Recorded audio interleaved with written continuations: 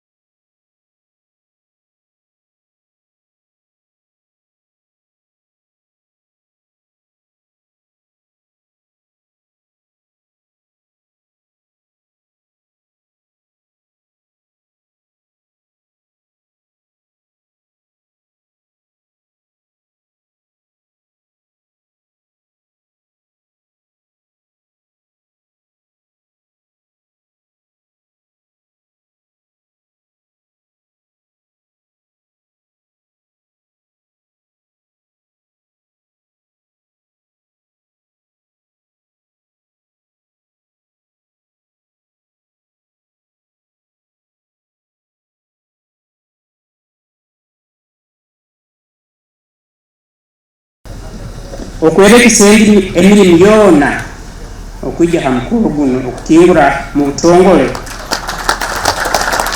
ekyombeko nana na musanyu abwebembezi obulungi abwebembezi obulungi.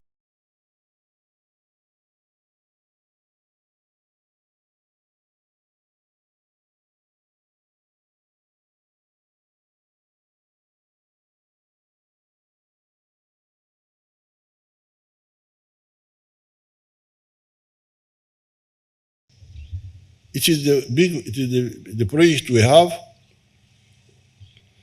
which will give us billions of dollars in a few years' time, and it needs support of training, which we planned that it should be provided by Kigumba Institute. Why would we have a problem funding it fully? I don't see any problem myself. It's not a lack of money. It is a lack of planning by the Ministry of Planning and Foresight and Wisdom and all that. Let's be guided by the market. If the market is giving some of our sons and daughters a higher price, let's pay them also for the departments. For the department, because we need them, we need the best. If this becomes, you are saying it is the only one in East Africa, and I'm not surprised because this Okuzukuka, waking up, we are the ones who started it. For the borehole water, I think we'll have to work with the Ministry of Water. It can't be just done by the Institute only. You go on with the boreholes, but I'm also going to take it up to see whether we cannot get more water from either the River Nile. We need to get piped water from the River Nile for the Kigumba area, because the Kigumba area is now becoming an important center. Murabe mbele numunyo amezi ga Naikondo hati twine okube mucyaho mugenda haga pipe agemidumo. I will make this a priority through the Ministry of Water now, not through, so that Kigumba gets water, Kigumba town, and maybe the district also, and you people also get from there. And I'd like to urge you still,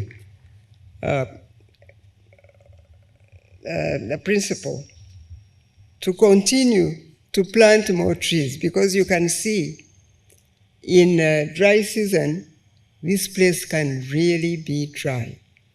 So you need more trees. And there are tree seedlings everywhere. You are not short of those. So please make this campus full of real good Ugandan trees so that we can have the windbreaks in this campus, and when it's dry, there can be shades on the campus. So continue to do that, don't stop, and I call upon all the political leaders, all the religious and cultural leaders, all the parents and the community at large to encourage our youth to take advantage of this opportunity and acquire skills that can help improve their employability and livelihood. The need for affirmative action to retain our highly trained staff to ensure that they are not taken up by the oil companies. Currently, there is movement of talent from industry to the oil camp, to the authorities, and I've also seen some of my people trying to cross over. We appreciate that the startup structure established UPIK envisaged this fact and provided for a modest retention allowance.